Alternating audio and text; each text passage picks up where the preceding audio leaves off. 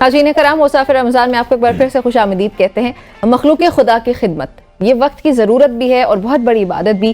کسی بھی انسان کے دکھ درد کو بانٹنا حصول جنت کا ذریعہ ہے۔ اگر کوئی زخمی ہے تو اس کے دل پر محبت اور شفقت کا مرہم رکھنا اللہ تعالیٰ کی خوشنودی کا ذریعہ ہے۔ اگر کوئی مقروض ہے تو اس کے ساتھ تعاون کرنا اللہ تعالیٰ کی رحمتوں اور برکتوں کو حاصل کرنے کا ایک بہت بڑا سبب ہے۔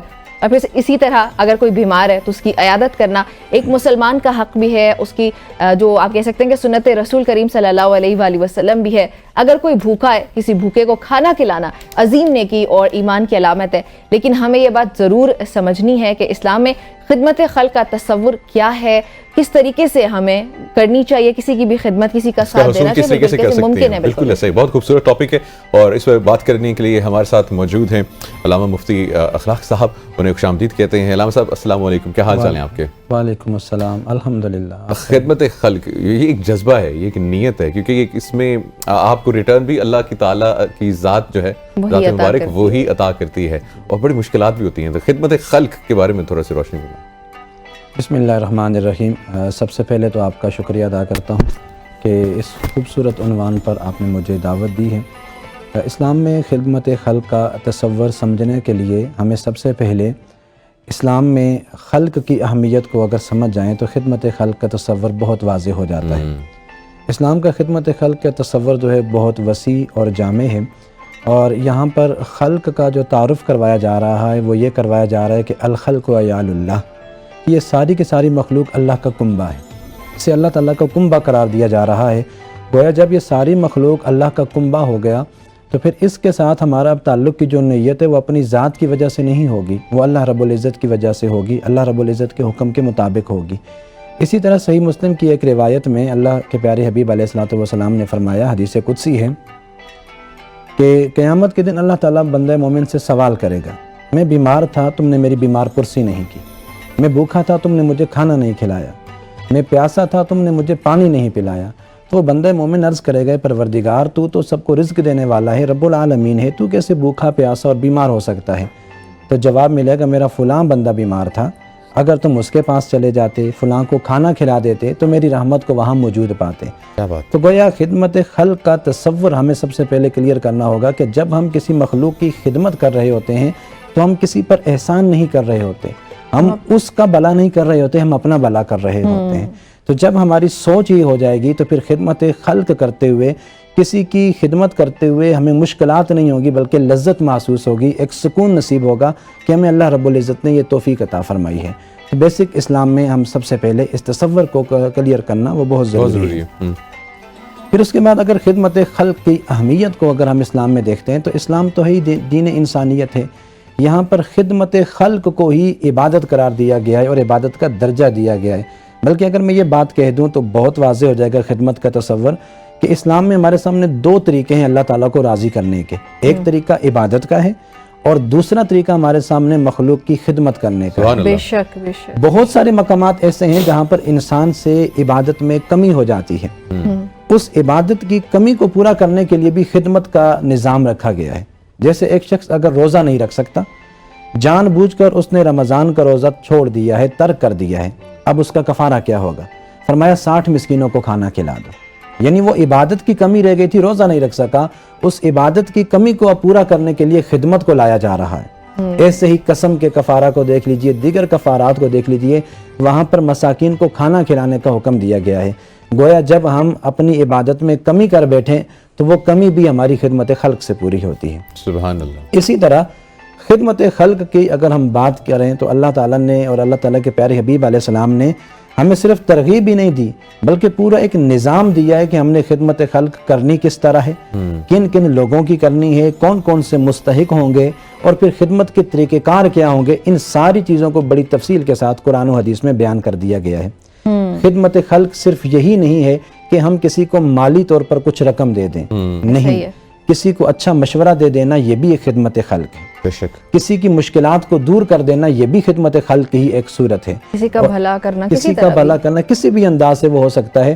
بلکہ اگر اس تصور کو ہم مزید وسعت دیں تو ارحموا من فی الارض یرحمکم من فی السماء، تم زمین والوں پہ رحم کرو، آسمان والا تم پر رحم کرے گا۔ میں چاہوں گا کہ مفتی صاحب یہاں پہ یہ بھی ایڈ کریں، کیونکہ ہمارا ایک کلچر بنا ہوا ہے پاکستان میں، اس میں باقاعدہ فخر کیا جاتا ہے دوسروں کی ٹانگیں کاٹنا خدمت خلق ان کی کاٹ رہے ہوتے کسی بھی طریقے سے نقصان پہنچاتے ہیں ہم کسی دوسرے انسان کو. بالکل ایسا ہی. ہمارا یہ المیہ ہے کہ ہم دوسرے کو نقصان پہنچا کر اپنی ترقی کرنا چاہ رہے ہوتے ہیں اور اپنے کسی بھی معاملے میں ہم یہ آگے بڑھنا چاہ رہے ہوتے ہیں، جبکہ اللہ تعالیٰ قرآن پاک میں ایک اصول بیان فرما رہا ہے وَأَمَّا مَا يَنْفَعُ النَّاسَ فَيَمْكُثُ فِي الْأَرْضِ.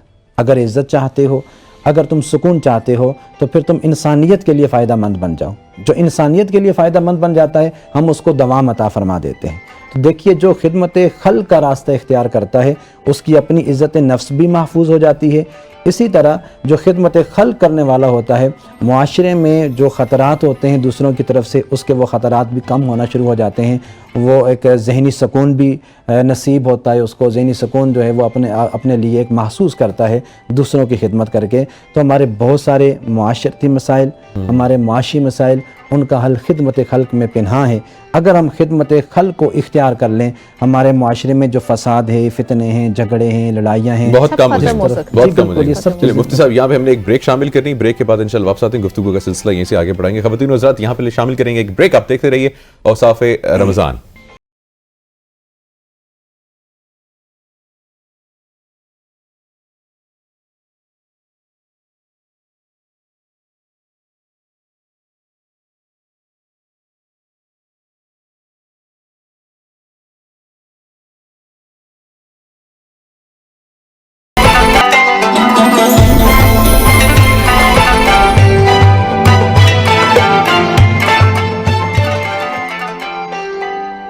اوصاف رمضان میں ایک بار پھر سے خوش آمدید. ناظرین بریک سے پہلے بات ہو رہی تھی کہ قرآن اور حدیث کے مطابق خدمت خلق کا کیا جذبہ ہے اور کیا احکامات ہیں، اسی پہ ابھی بات چیت ہم آگے بڑھائیں گے. مفتی صاحب بتائیے.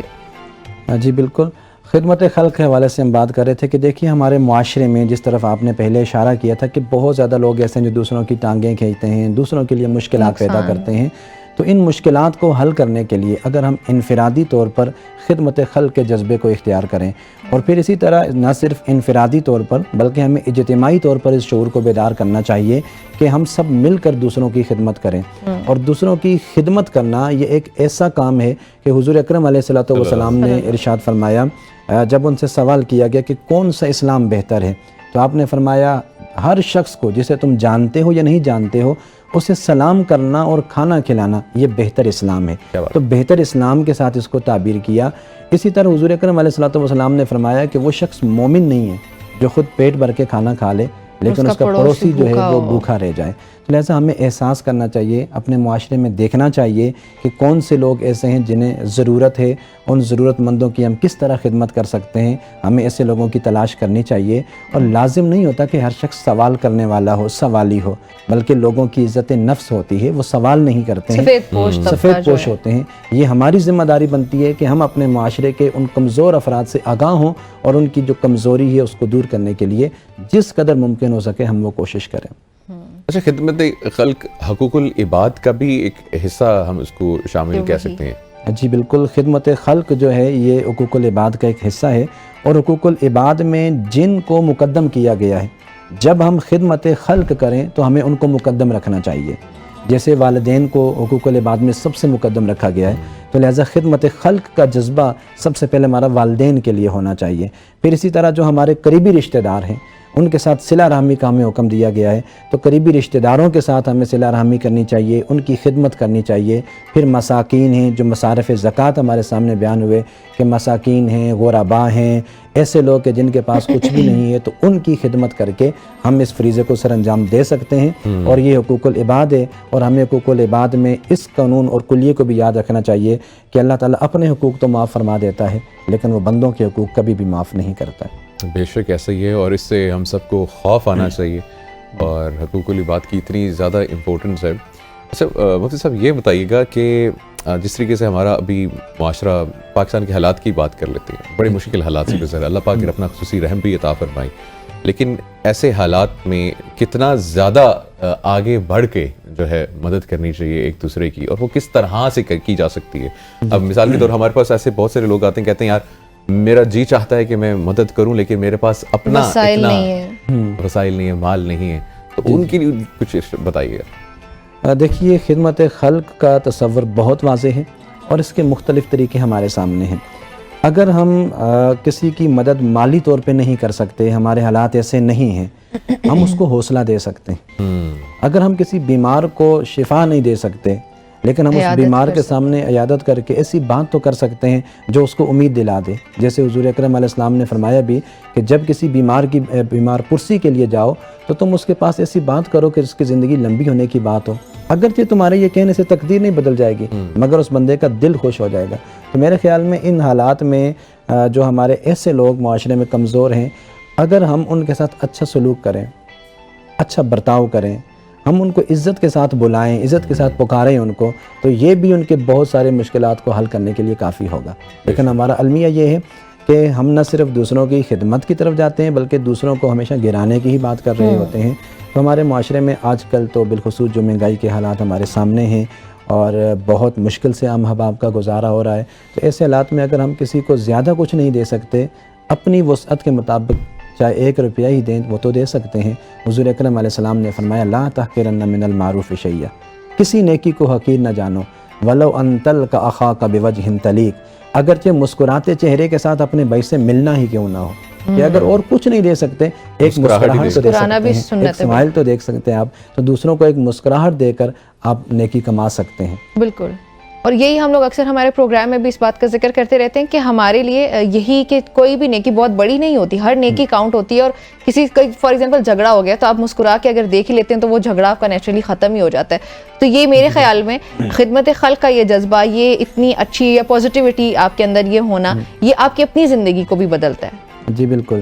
نیکی کی تعریف یہی ہے کہ جب انسان کو کوئی اس کا عمل خوش کر دے تو وہ نیکی ہے، چاہے اس کا تعلق خالق کے ساتھ ہو یا چاہے اس کا تعلق مخلوق کے ساتھ ہو. تو جب بھی کوئی آپ نیکی کریں تو نیکی آپ کو ایک سکون عطا کرتی ہے، ایک اطمینان نیکی سے آپ کو ملتا ہے. اور جب اس کے برعکس انسان گناہ کرتا ہے تو اسے ایک اضطراب محسوس ہوتا ہے. تو جب انسانوں کے ہم دوسروں کے حقوق ادا کریں گے، دوسروں کو معاف کرنے کا جذبہ ہم پیدا کریں گے، تو یہ بھی ایک خدمت خلق ہے کہ ہم کسی سے بدلہ نہیں لے رہے، ہم اپنا حق کسی کو معاف کر دیتے ہیں. یہ بھی خدمت خلق میں شامل ہوگا. سبحان اللہ. بالکل ایسے ہی ہے. علامہ صاحب بہت بہت شکریہ ہمیں جوائن کرنے کے لیے. بہت ہی اہم موضوع تھا، اس کے اوپر بڑی خوبصورت گفتگو آپ نے فرمائی ہے. بہت بہت شکریہ ہمیں جوائن کرنے کے لیے. خواتین و حضرات، اس امید کے ساتھ کہ ہمیشہ میں یہ بات کرتا ہوں کیونکہ ہمارا اس پوری ٹرانسمیشن کا مقصد اصلاح ہے، ہماری اپنی بھی اور آپ سب کی بھی. اور آپ کا بھی یہ فرض ہے کہ آپ اس پیغام کو آگے اپنے جو پیاروں تک جو ہیں دوستوں تک پہنچائیے تاکہ ان کی بھی اصلاح ہو اور ہم ایک دوسرے کے ساتھ مل کے بھائی چارے کے ساتھ آگے بڑھیں اور اپنی زندگی کو گزاریں. رائٹ؟ بالکل ایسے ہی ہے. ناظرین، ہم یہاں پہ ایک بریک شامل کرتے ہیں. بریک کے بعد انشاءاللہ واپس آپ کی خدمت میں حاضر ہوتے ہیں.